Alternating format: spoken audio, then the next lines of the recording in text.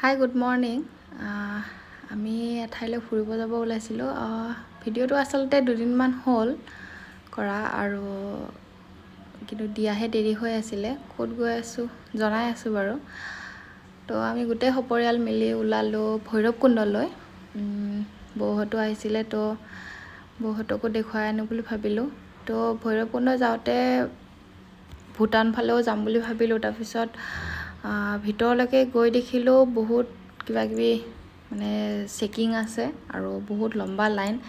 তো সেইটো কাৰণে আমি নোসোমালোঁ তাৰ ভিতৰত। তো ভাবিলোঁ আমি ভৈৰৱকুণ্ড ফালে যাওঁ, নদীৰ ফালে। কি ধুনীয়া পৰিৱেশ দেখিছেনে? এয়া পাহাৰ ফালে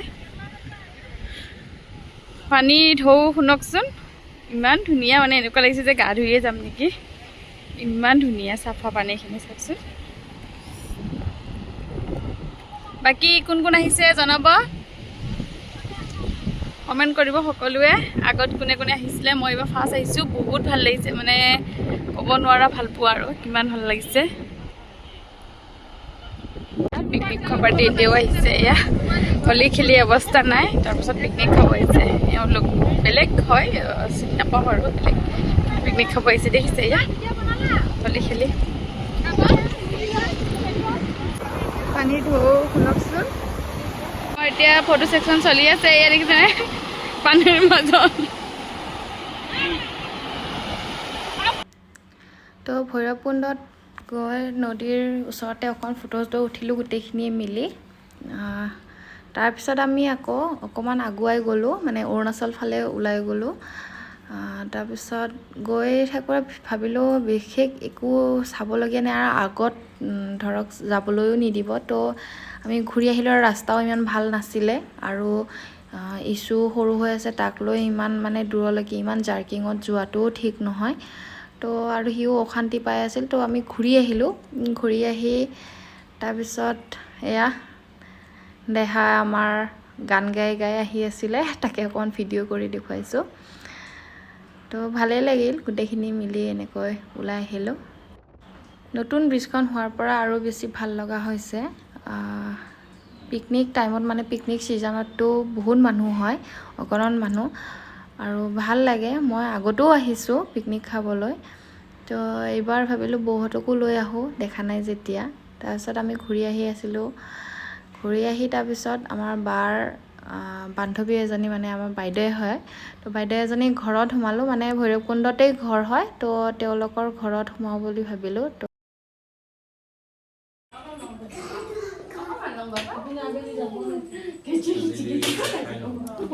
আমি ভৈৰৱকুণ্ডৰ পৰা আহি পিনে এতিয়া আলহী ঘৰত আহিছোঁ। আমাৰ লগতে গৈছিল বাইদেউ এজনী। তাৰপিছত সেই বাইদেউজনী ঘৰতে আহিছোঁ। এইজনী বাইদেউ।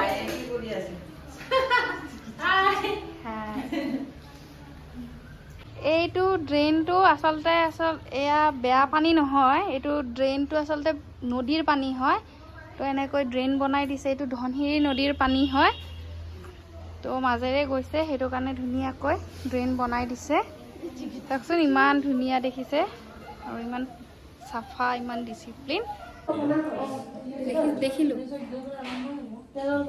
এয়া আমাক চাহ দিছে, এতিয়া চাহ খাম গোটেইবিলাকে।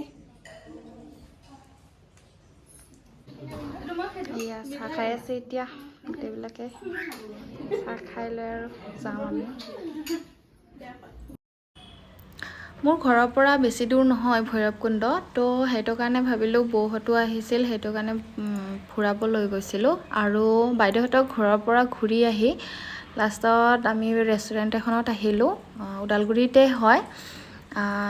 ৰেষ্টুৰেণ্টখন হৈছে এডামছ ৰেষ্টুৰেণ্ট। তো তাতেই সোমালোঁ আমি গোটেইখিনিয়ে মিলি। আৰু ঘৰত আৰু কিনো ভাত খাম, তো ভাবিলোঁ বাহিৰতে কিবা এটা খাই যাওঁ।